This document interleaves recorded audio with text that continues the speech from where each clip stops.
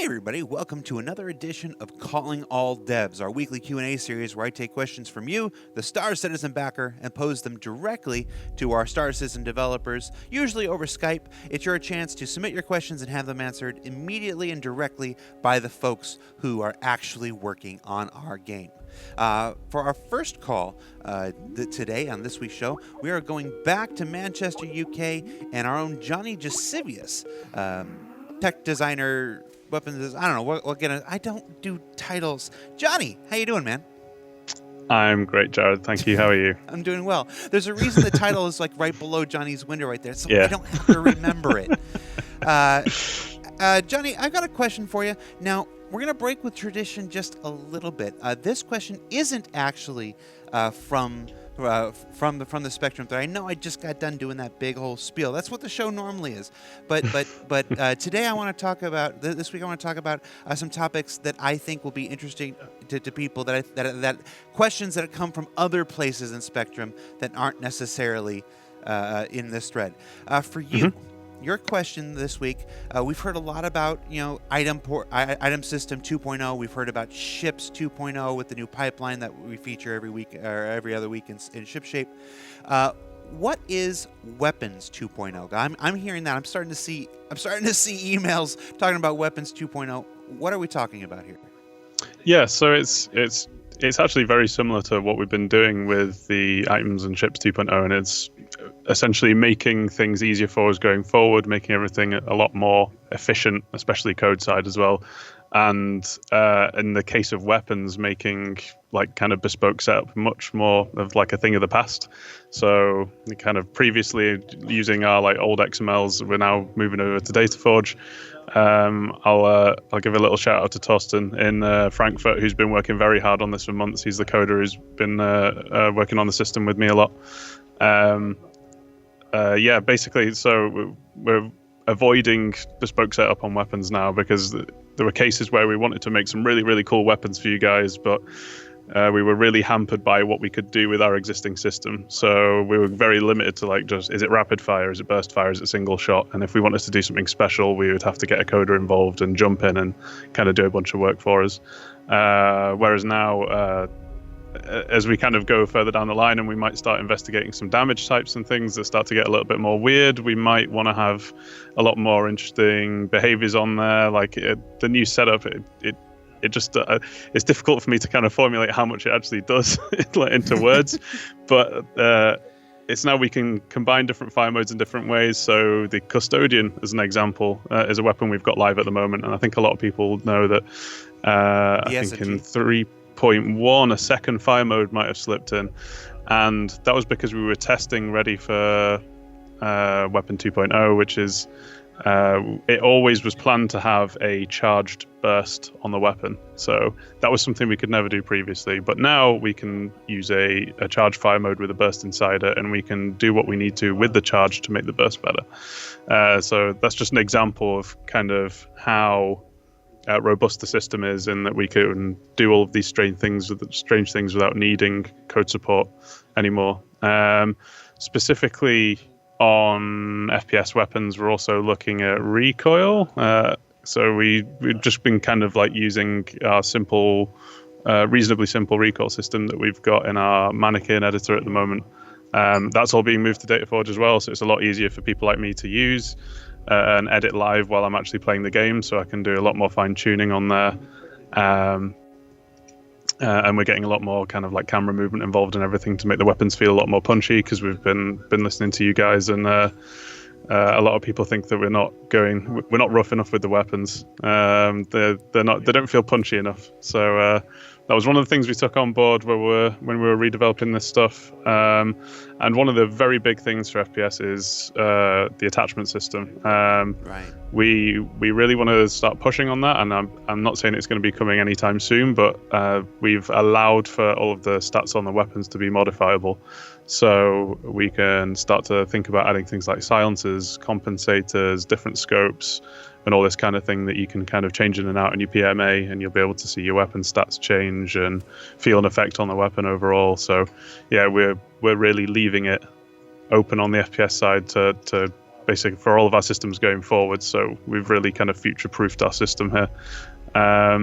Ship weapons specifically as well, we can do some new interesting things on there now that we've got ship and item 2.0, or it's currently in process, like you say. We can now tie weapon behaviors a lot more into the heat and power system than they've ever been before. Like previously, we pretty much only really had, is the weapon on or off, or is it overheated? We can now kind of take a look at like how much power is it receiving, and then like kind of curve the stats a certain amount. Like, oh, if it's only receiving half power, then it fires half as fast. It's only half as damaging, and stuff like that. So, or we can even start investigating something like the hotter the weapon's running, the more like damage it does, or the faster it fires. So you're kind of skirting that line between overheating and kind of reaching your max firepower. So, yeah, like those are kind of like the main points that I really wanted to cover. So I'm pretty excited about this going forwards and actually getting it into game, but I'm not sure. I can't say when it's actually coming yet.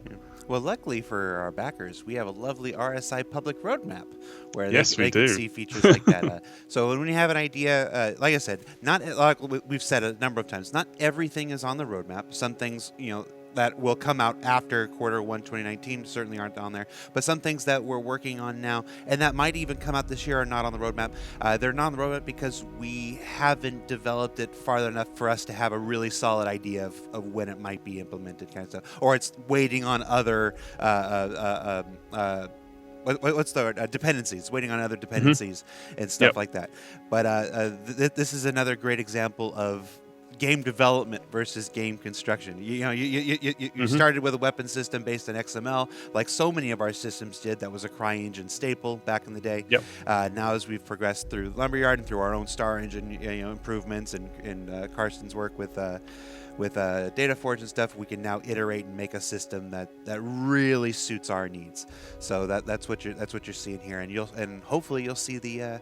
You'll reap the rewards of this new system in the coming months. Yeah, fingers crossed. I think that's safe. Yeah. In the coming months. All right, man. Thank you so much, Johnny. I want to pitch you a weapon. Well, I've got a weapon guy. You ever seen Howard? Okay. You ever seen Howard the Duck? Remember the neutron disintegrator? I'll have to. I've seen Howard the Duck. I'm not familiar with that gun. It's the gun. It's the gun they use at the end to kill the Dark Overlord of the universe, or to try to kill the Dark Overlord. It wasn't very effective, actually. Was it? No. Never mind. Don't do it. All right, man. I'll let you. It was a quick turnaround. Yeah, I'll let you get back to work, man. Cheers. Right, Thank you very much. Bye. See ya. All right. Thank you so much, Johnny. For our next call, we're going right back here to the Los Angeles studio and our own Sherry Heiberg, archivist extraordinaire on the Lore team here. Sherry, how you doing? Oh, hey, Jared. Welcome to Calling All Devs. Mm-hmm. Cool. Glad to be here. It's like, I'm calling it up. That's right. That's better than the response I get most times. I've got a question for you. This is a question from the backers, submitted by the backers, voted on by the backers. Okay. It says, will there be an in-game way to research the lore and history of the Star Citizen universe? Something diegetic, like a museum on various planets or whatnot. Okay, well, that's an interesting question. I would very much like, I'm just going to put this out there as like an idea that I've been batting around and something that I'd really like to come to fruition one day. We have the Ark in game. I would very much like that to be a destination where players can go not only to explore a really cool museum-like space, but to actually access the Galactopedia through it. There are other ways too that I would like players to be able to access the Galactopedia, like through your mobiGlas. That's one of the biggest goals that I really, really want to see realized, so that players can access Galactopedia both through their browser, through like some kind of app we have on the website, or through your mobiGlas in game. Okay. And what is the Galactopedia itself, for anybody that might not know what it is? Well, the Galactopedia is the in-progress in-game encyclopedia documenting the history and lore of the Star Citizen universe. Oh, I imagine that probably takes up a fair amount of time. It does. But we're doing active work on it right now. We've had a couple of meetings with Turbulent to talk about it, so it's in the work on the tech side, and on the lore side, it's been in the works for quite some time now. Cool. Well, thank you very much. I'll let you get back to work. Okay, thanks. All right, Bye. Bye. Bye. All right. Thank you so much, Sherry. up next, we've got our own Chad McKinney, a gameplay programmer with a question about quantum travel I think he's perfect for. Chad, how you doing, man? Hey man, how's it going on? Going well for me. Oh, good. I'm glad. I got a question. It's kind of curious. Seems like an obvious thing, but who knows? This question says, will quantum travel be blocked inside asteroid fields? It seems silly to quantum travel directly to and from Grimhex. Yeah, it does. And the reason why it's like this is because of a combination actually of some optimizations in code. So one of them has to do with the fact that we don't want to do long raycasts, which is how we kind of figure out if something is within a certain distance of something else in physics. Doing that over cosmic scales can utterly crush your computer. So we do some smart optimizations to only do intersection testing against celestial bodies for quantum travel. So this skips smaller things at scale. We do a near field raycast check against something that you're directly in front of or close enough to be in front of. There's actually another optimization that actually prevents this from working, which is the asteroids themselves aren't physicalized at a distance anyways. So even if they were, it wouldn't work. Long story short, the game is more efficient because of some optimizations we put in. However, this is not an unsolvable problem. We just haven't spent the time yet to come up with a good methodology to include the intersection testing for the asteroids in the case of quantum travel. That is a solvable problem, and it's something that we do want to do in the relative near term. It's not on the schedule that I have seen for this particular release, but we know about the problem, and we know that we want to fix it. So it will happen. Yep, that I have absolutely no doubt. All right, Chad, I'll let you get back to work, man. Thank you so much. Cool, no problem. All right, take care. All right, and finally, well, you might notice I'm not in the office right now. Our last question of the show is to a good friend John Pritchett, who works out of his home office. So I figured if I got to call the guy at home, I'm going to take the call at home. Why not? It also doesn't help that it's like 10:30 at night here, and that's just... I'm not going to be in the office at 10:30 at night. So we are calling, like I said, John Pritchett, a physics guru extraordinaire. John, how you doing, man? Doing good. Thanks for working me into your schedule. I know it's late. Thank you for working me into your schedule. You are not the easiest person to get a hold of. I know you're very busy. You got your fingers on a whole lot of aspects of Star Citizen. So thank you so much. What is your title? I'm terrible with titles. Do you know what your title is? Yeah, it's just physics programmer. Physics programming. I don't know what my title is half the time. A community manager and community content. It's all over the place. I got a question for you. It's from the backers. It's voted on by the backers. The question has to do with GravLev. Basically, this person wants to know what the deal is with hover bikes in their current implementation. Is this how they're supposed to be? Is there more work to be done? Now, I know that was a bit of a loaded question because you recently made some posting on Spectrum, so I think the timing of this is perfect. Why don't you start us off? Well, what's going on with GravLev? Well, I mean, first of all, when it came out in 3.0, obviously it was completely broken. I haven't really seen much evidence from the live version that it's doing anything that I wanted it to do. So we did our best, crunched all the way down to the end, but I think we had it working pretty well up to about a day before release, but still didn't make it out there in good conditions. So now you're talking about one of those things where you've got the individual system working, and then when you start pulling all these other systems together for like a big patch, when you say you had it working the day before, it's when you start putting all the pieces together, that's where overwhelming majority of bugs come from. Right. So and really a lot of people, if you played the game, IFCS itself has been in pretty bad shape since 3.0 came out. There were just so many changes to the engine, and there wasn't time to really do a proper fix. So that a lot of those things affect GravLev as well as general IFCS. There were some greater issues really with GravLev. So I mean, if you can get it to hover at all, you're lucky right now. But the changes that I've made, the work I've been doing on it since the start of the year, it's really coming along, and we've got it up for testing on PTU, and I'm getting good results, good testing, good feedback with that. And we're hoping to, I don't know if it's going to be something we can get into a 3.1 patch. You may be getting a little late for that, but certainly 3.2 is definitely what we're aiming for. Yeah, I know we were just when we were talking before we were setting up the call that you said you were working on getting a patch out to PTU to test some of these fixes.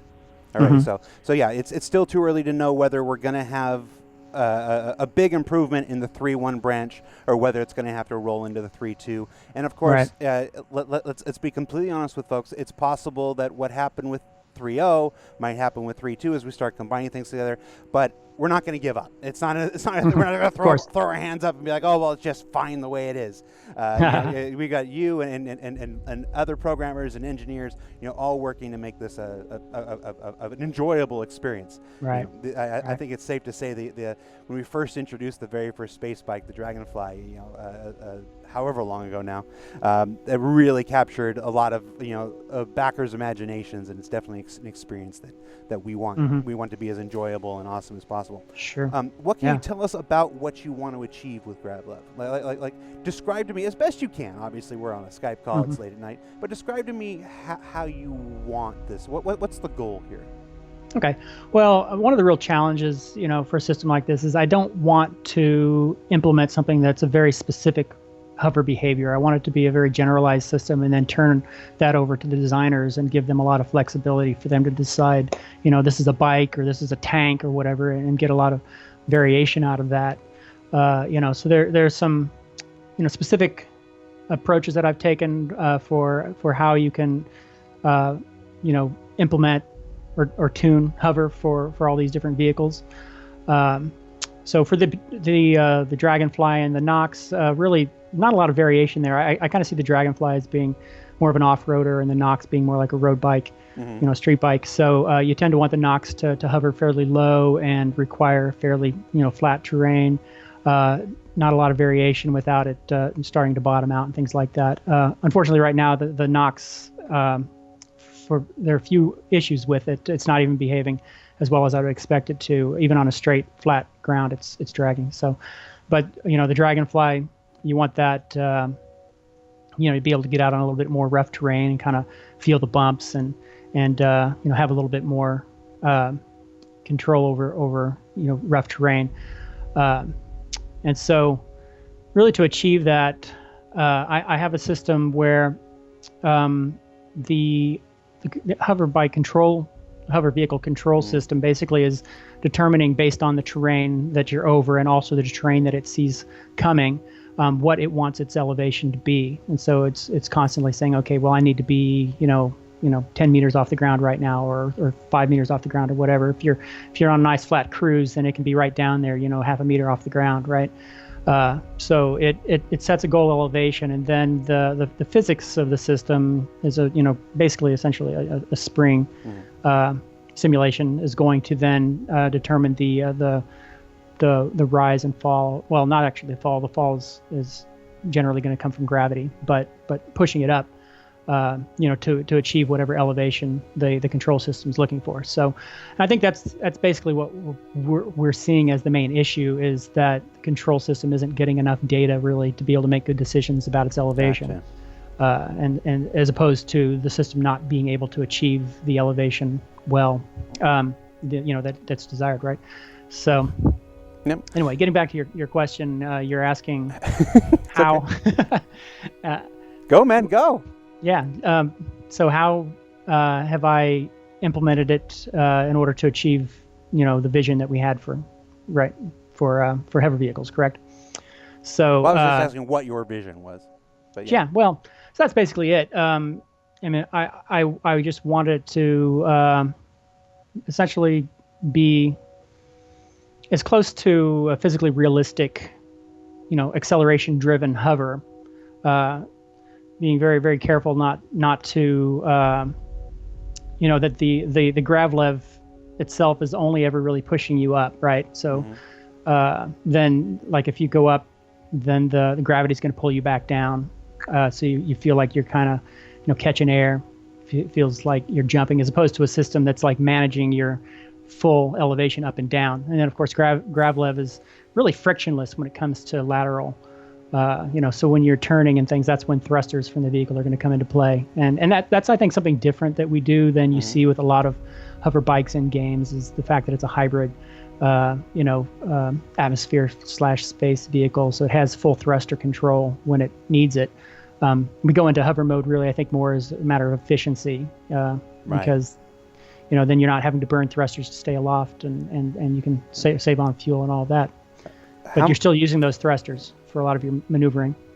How much does the overall atmospheric flight model play into this? I mean, the atmospheric flight model. We want all ships to function differently, in Atmo than they do, in outer space. That's not 100%, either at this time. How much of this work is just GravLev, and how much is it, work on the atmospheric flight model? Yeah. Well, I mean, the thing that's really holding it up is I'm fixing a lot of things. IFCS itself, the atmospheric flight model, GravLev, I have to have all that done before any of it can be checked in. So I actually have made significant progress on the atmospheric model. I talked in a recent ATV about where I wanted to go with that, and the main thing was I wanted the control system to actually utilize drag and gravity as part of its control, as opposed to the initial implementation, which was just that it would compensate for those things, and then its control system was essentially the same as it is in space. The compensation gets you to the point where it's basically zero drag and zero gravity, and then the control system is similar to space, except then you have less thrust available because those things are being used for compensation. So at this point, you have that, right? So like if you're pushing into drag, of course you have less thrust available for accelerating forward because you're expending a lot of that thrust just to overcome drag. But the part that was missing was then when you start to slow down, it's actually using drag that's pushing against the vehicle as part of your slowing down force, as opposed to nullifying that out and then using thrusters to slow you down. So now when you turn and you bank into a turn, you'll feel a much stronger stopping motion, on that slide than if you were just doing a straight yawing turn and not bringing as much of the surface area of your ship into the drag, right? So, and of course, when you're falling, you're going down, you're going to have a lot more acceleration to drop down because gravity's helping you, and as you're going back up, it's going to work against you, and so all that variability that you would expect from atmosphere is going to come into play, and that's all in there now, and seems to be working very well. Gotcha. How does that affect the maneuvering thrusters versus VTOL? Like we have ships like the Reclaimer or the Terrapin that have specific VTOL thrusters. Sure. Right now, ships are using their maneuvering thrusters to basically hover around in atmosphere. What are our future plans for that? Well, it's still evolving. Right now, what I plan to check in for this version is that for vehicles that have VTOL, those thrusters will be utilized strictly for countering gravity. That's their primary role, and so that leaves your maneuvering thrusters free to give you as much acceleration as you would normally have, because essentially the VTOLs have nullified the gravity, as opposed to, if you don't have VTOLs, then you're taking at least 1 G out of, depending on the planet, out of your upward thrust, and then whatever's left you can have for maneuverability. So with a vehicle that has VTOLs, you would expect that its plus Z maneuverability would be close to what you have in space, but without VTOLs it would be significantly less. Gotcha. And I know other developers have spoken that if you're flying in a ship that doesn't have VTOL and you're using your maneuvering thrusters to hover and whatnot, that when the wear and tear comes in for ship components, that's going to wear a lot more on maneuvering thrusters trying to hold your ship in place in atmosphere. And heat, that'll hopefully be a factor as well. Yeah. So while you may be able to float like a butterfly in a Hornet or whatnot in atmosphere, you're going to burn those thrusters out a lot quicker than if you have a dedicated ship with VTOL, like a Terrapin or. Yeah. Well, the plan we've talked about, and I haven't had a chance to really bring that in yet, is that your thrusters are going to really have two modes. One's going to be like how do you generate sustained thrust like you would need for gravity, for a long period of time, versus what thrust can you generate in like a quick hit, like a quick delta V, to get from 0 to max SCM velocity or whatever. Those are going to be two different acceleration levels. They basically call it sustained thrust versus impulse thrust. So the thrust that you have available for combat maneuvers, which are like quick impulses to change velocities, right? Those are not going to be the same accelerations that are available for staying up in acceleration. Staying up in gravity. So that'll make a big difference, even without VTOLs, because a lot of our fighters aren't necessarily going to have devoted VTOLs. Yeah. Yeah. All right. One last question. I'm going to use you while I got you here, man. You're wrapping up the show here. Okay. Let's talk about IFCS. The last of the things that you're working on. We've touched about the atmospheric flight model. We've touched about the GravLab. IFCS. Where is it right now, and where do you want it to go? Okay. Well, if you've played IFCS and played the game with flown the ships in 3.0, you know that IFCS basically has been drunk for a while. It's really I honestly unstable. just thought it was me. Some people can't tell, but yeah, just a lot of the changes in the engine, optimizations and things hit it pretty hard, and it just wasn't something we could just do a quick fix on. So it wasn't until after 3.0 that I could really take the time and dig in and fix these things right. So the main thing I had to do was one of the optimizations we did was moving a lot of things off the main thread, or in my case, the physics thread. Big blocker on the physics thread to do all of the processing for IFCS. So we moved basically the entire IFCS off the physics thread into a lazy batch update, which, depending on load, will get called more or less frequently. And unfortunately, that puts IFCS out of sync with the physics simulation. The physics tick could run through 2 or 3 times before IFCS gets an update, and you just can't have stable simulation that way. That was my next question. All right. Right.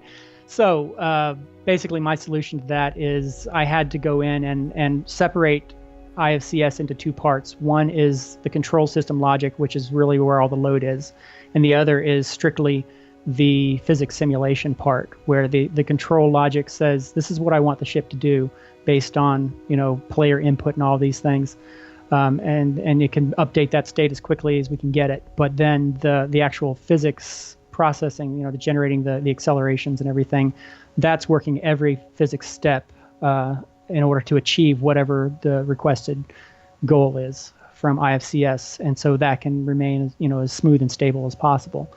And so I've done that at this point, and that's working very well.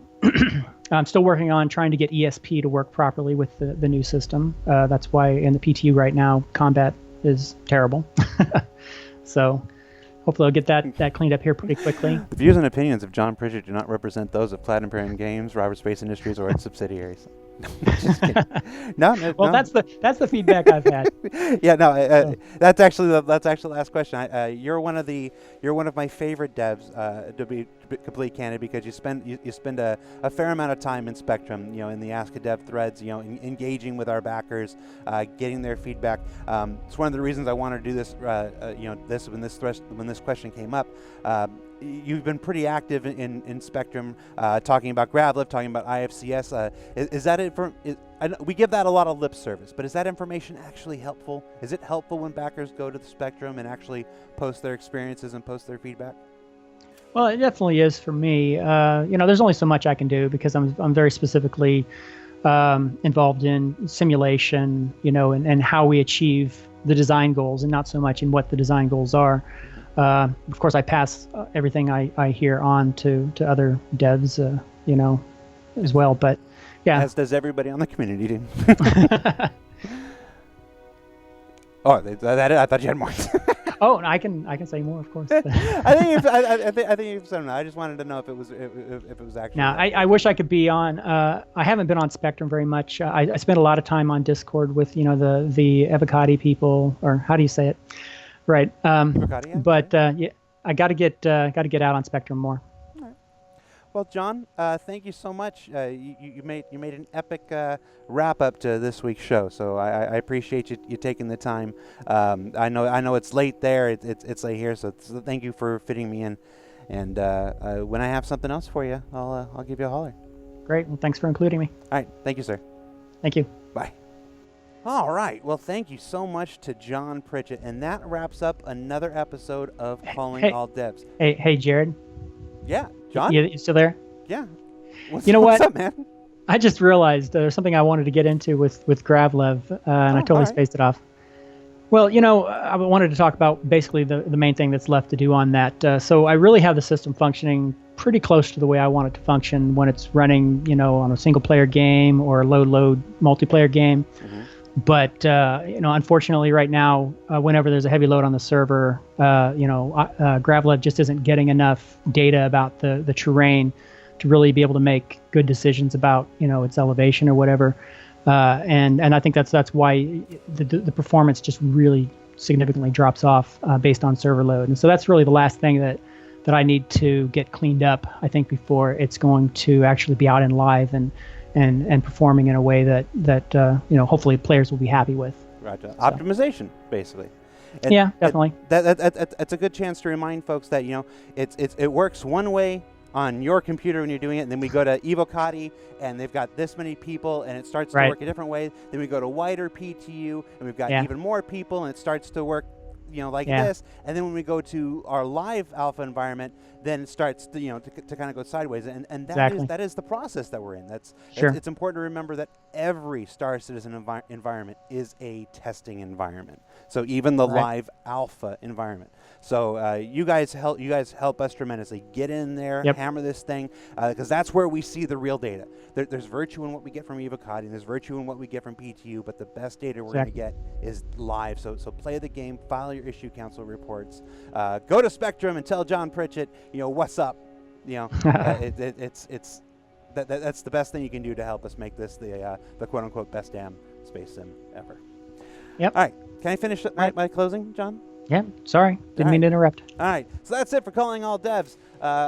Remember, you can submit your questions for consideration each and every week up on the thread, up on Spectrum, and don't forget to vote. That's the two-part process. You got to submit your questions and you got to vote your questions. I say it every single week. Even though I'm at home, I'm in my pajamas, I'm still going to say it.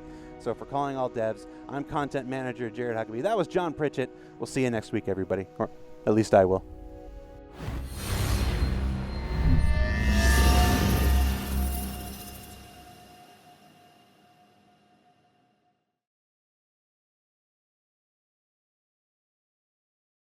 Thanks for watching. For the latest and greatest in Star Citizen and Squadron 42, you can subscribe to our channel, or you can check out some of the other shows, and you can also head to our website at www.robertsspaceindustries.com. Thank you very much for watching.